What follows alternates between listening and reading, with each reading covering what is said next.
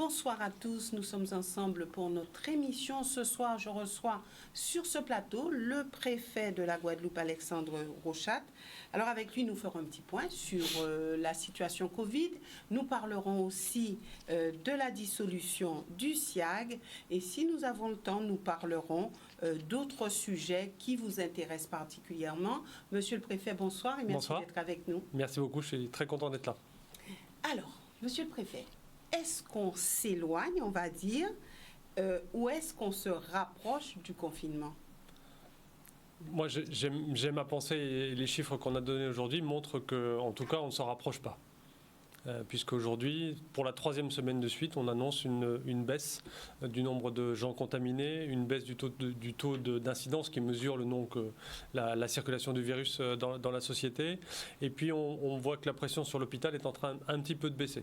Donc voilà, concrètement, on ne se rapproche pas du confinement, mais voilà, il faut que ces éléments que je viens de donner là continuent. C'est-à-dire qu'il faut vraiment qu'on baisse.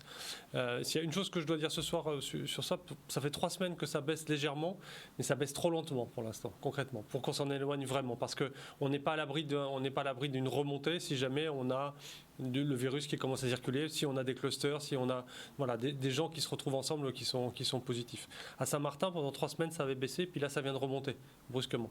Donc voilà, donc on n'est pas à l'abri de tout ça. Et donc c'est extrêmement important que vraiment que tous nos concitoyens qui pour l'instant appliquent vraiment l'ensemble des mesures de préconisation, les gestes barrières, portent le masque. Moi je les félicite et je les remercie beaucoup puisque c'est ça qui nous permet de faire baisser aujourd'hui. On a quelques récalcitrants, comme partout, on a des personnes qui ne sont pas tout à fait d'accord ou qui refusent d'appliquer les règles. On a trouvé un bar clandestin à Pointe-à-Pitre, par exemple, dans la nuit de samedi à dimanche. C'est pas grave, les policiers sont là, ils sont contrôlés, le bar va être fermé, les gens vont être verbalisés et poursuivis. Mais la grande majorité des gens l'appliquent et je pense que c'est cette discipline, en fait, qui fonctionne. Et donc moi, je veux remercier tout le monde et malheureusement, je suis obligé de vous inviter à continuer tous, à continuer dans cette démarche. Ouais. Donc nous sommes sur la bonne voie. Il y a quand même des régions, métropoles qui ne sont pas, on va dire, très bien loties, où on parle déjà pratiquement de reconfinement. Je ne sais pas. Le président de la République a présidé un conseil de défense et de sécurité dit sanitaire ce matin, heure de Paris.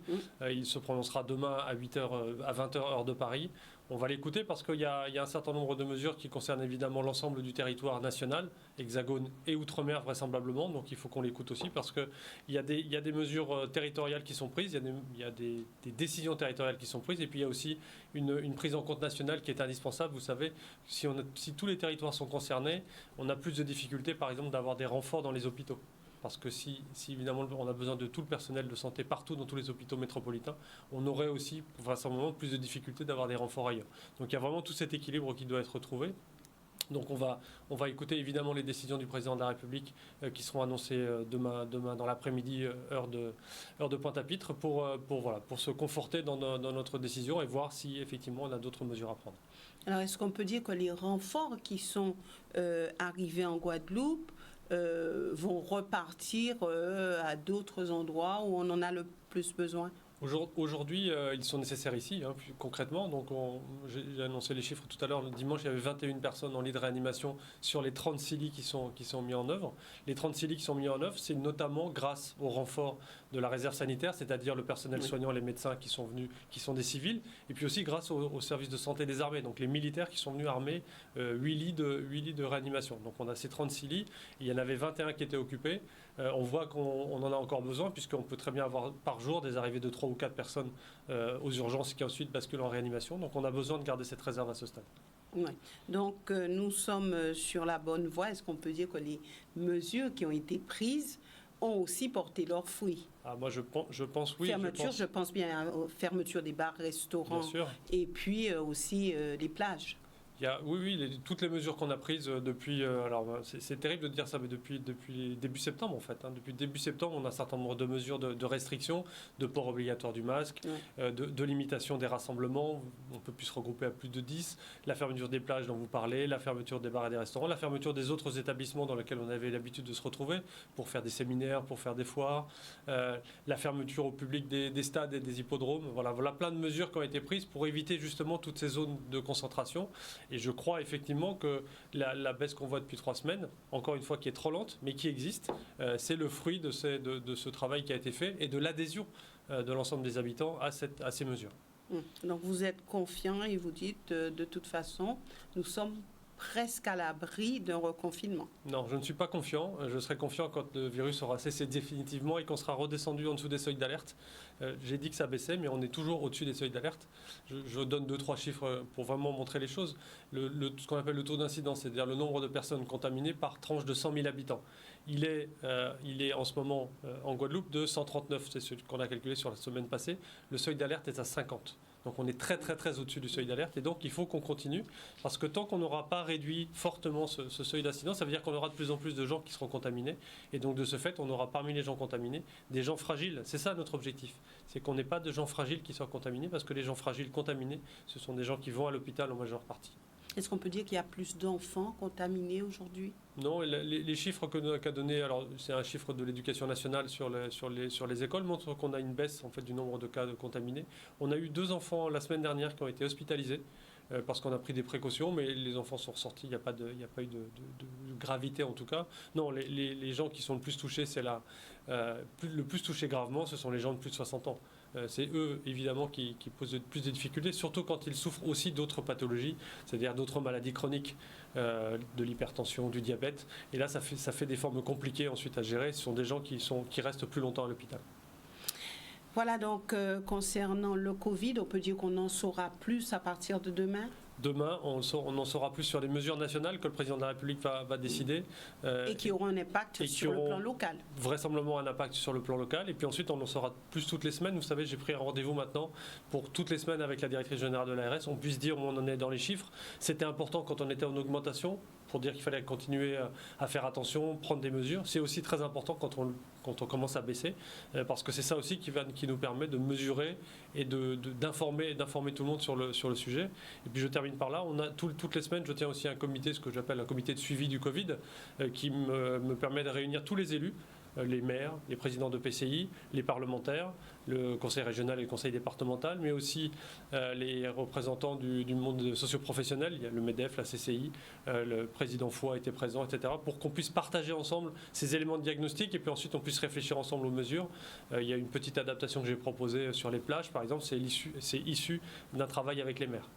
Oui, donc, et ça c'est un petit peu par rapport aux réseaux sociaux. Donc vous avez décidé de dire la vérité aux Guadeloupéens sur les chiffres et vraiment sur la situation du Covid, de ce virus qui circule en Guadeloupe. Je ne peux pas faire autrement. Évidemment, je dis la vérité et avec l'ARS, on donne les chiffres qui nous sont communiqués et on les communique à tout le monde. C'est important que tout le monde qu'on puisse partager avec eux cette information. Que quand les chiffres sont en hausse, eh bien, ils en aient bien conscience. Quand les chiffres se stabilisent, ils en aient aussi conscience et qu'on puisse montrer en fait l'évolution sur les semaines passées. D'accord. Donc, sur les chiffres, c'est vrai qu'on entend beaucoup de choses qui se disent et quelquefois, il est mis en doute les chiffres que l'ARS ou que vous-même avancez concernant la circulation du virus et surtout sur le nombre de décès. Il y a eu, et là, c'est un petit peu compliqué pour la population de savoir qui dit vrai, qui ne le dit pas. En fait, si vous me permettez juste de revenir sur ce petit point, je crois que vous faites mention d'un syndicat qui avait donné des chiffres différents du nôtre. Oui. En fait, c'était les mêmes chiffres, simplement ils n'étaient pas pris dans la même période de temps. Donc en fait, ce qui est important, c'est quand on donne un chiffre, c'est qu'on donne aussi la période de temps qui correspond. Oui. Maintenant, on va parler un petit peu du SIAG. Alors, est-ce qu'on peut dire que concernant la dissolution du SIAG, ça a été plus vite que prévu? Non, je crois pas. On est dans le rythme qui était prévu initialement. Vous vous souvenez que quand j'étais venu ici, je vous avais dit qu'on était parti pour une dissolution du SIAG. Là, simplement, le ministre a écrit aux 3 présidents des communautés d'agglomération concernées et au président du SIAG pour leur signaler que la dissolution interviendrait par une publication au journal officiel. C'est très technique, mais le 1er décembre prochain. Et donc, il les invitait d'ici là à travailler, notamment avec nous, mais aussi entre eux, sur les modalités pratiques qui concernent cette dissolution, pour qu'après, en décembre, le service public de l'eau puisse continuer, bien évidemment. Mais alors, c'est vrai que tout ce qu'on entend au niveau de la population, c'est pourquoi avoir fait une élection au niveau du SIAG pour élire un président, tout de suite derrière une dissolution, à quoi ça a servi? Je pense que c'est important que le SIAG ait à sa tête quelqu'un qui puisse gérer justement cette phase un peu compliquée de disparition et de dissolution. Vous savez que, enfin je ne sais pas si vous le savez, mais en dessous du président du SIAG, il manque un directeur, il manque tous les échelons d'organisation. C'est bien une des difficultés du SIAG aujourd'hui, en termes d'organisation même de cette structure. Heureusement qu'il y a un président à sa tête pour présider aux destinées qui vont permettre de préparer toutes les étapes qui sont nécessaires avant sa dissolution et donc le retour des compétences au sein des 3 communautés d'agglomération. Ce coup-ci, c'est vraiment fini. On se le dit. Ce coup-ci, le ministre l'a écrit en tout cas. Oui. Alors, une structure avec des élus, comme on a connu au niveau du SIAG. Alors, quelle garantie avons-nous que cette structure sera menée à bien, que ça ne sera pas un fiasco comme les fois précédentes, parce qu'on a eu des cas comme ça au niveau de certaines structures, et cette population demande à avoir des garanties, puisque ce sont aussi des élus qui sont au sein de cette structure appelée par les vœux de l'État, mais aussi par certains élus. Alors, vous parlez de la structure qui arrivera après.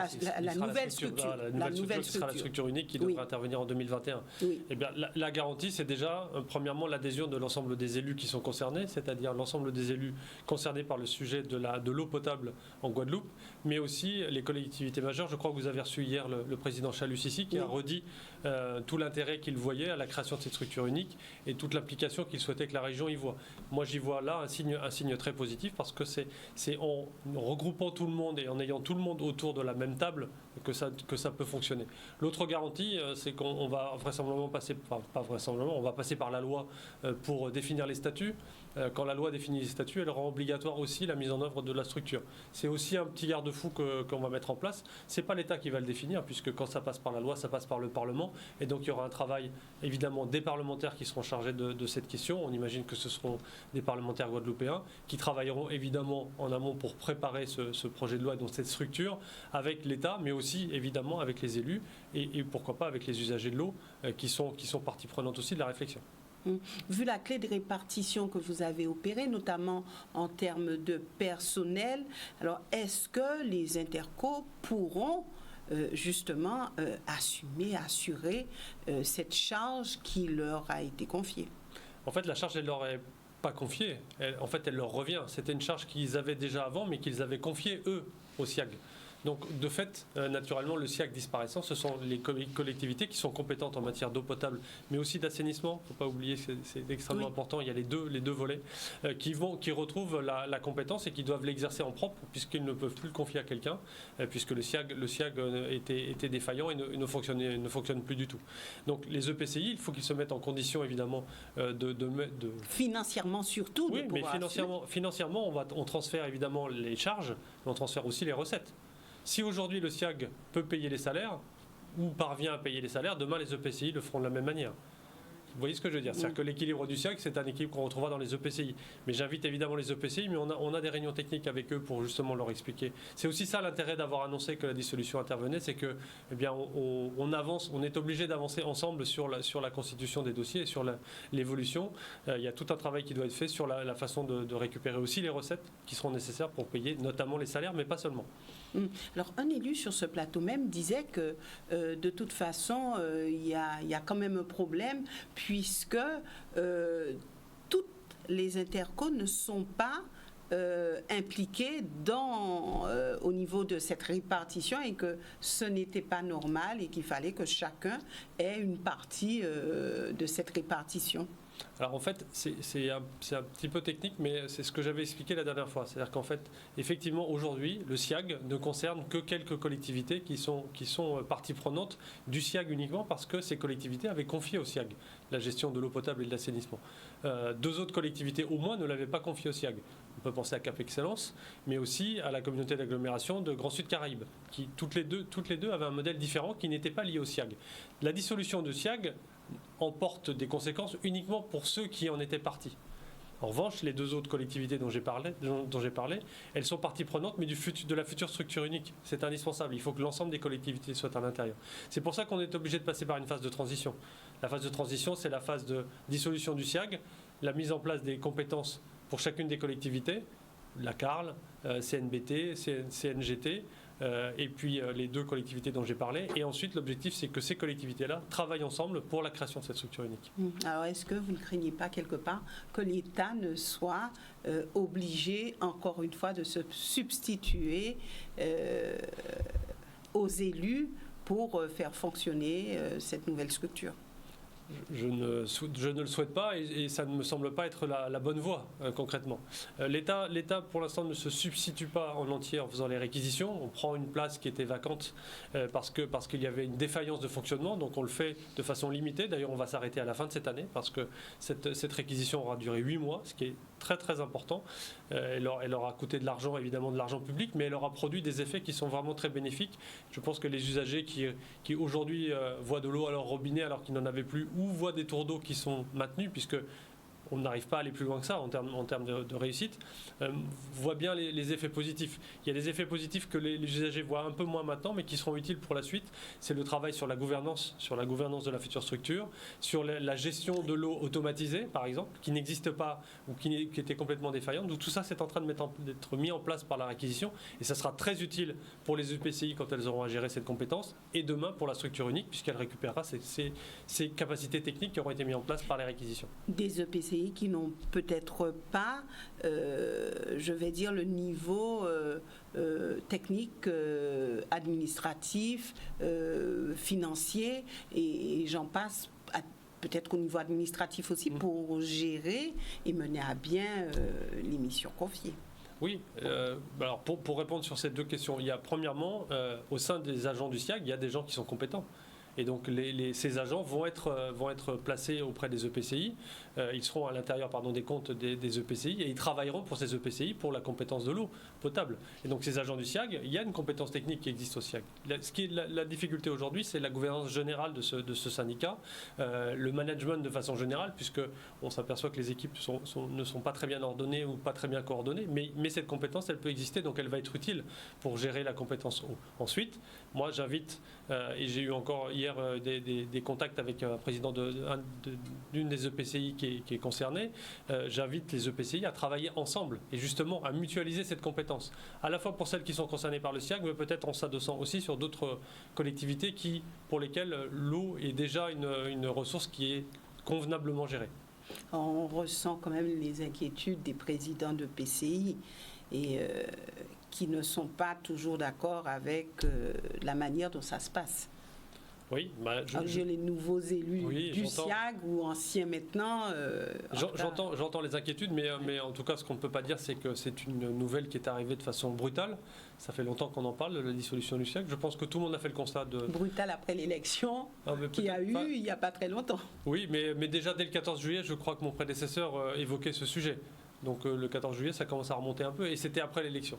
Mais peu importe. C'est pas arrivé de façon très brutale. La date a été annoncée par ce courrier, mais la procédure de dissolution, le travail qui devait être fait en amont, tout ça, c'était connu.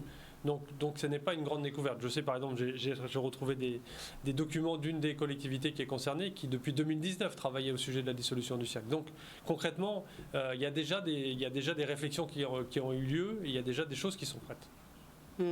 Alors, monsieur le préfet, après l'eau, est-ce qu'on ne va pas aussi s'orienter de la même manière concernant le problème des déchets ? Eh bien, je ne l'espère pas concrètement, mais effectivement, ce qu'on voit montre qu'il y a aussi des difficultés dans la gestion des déchets.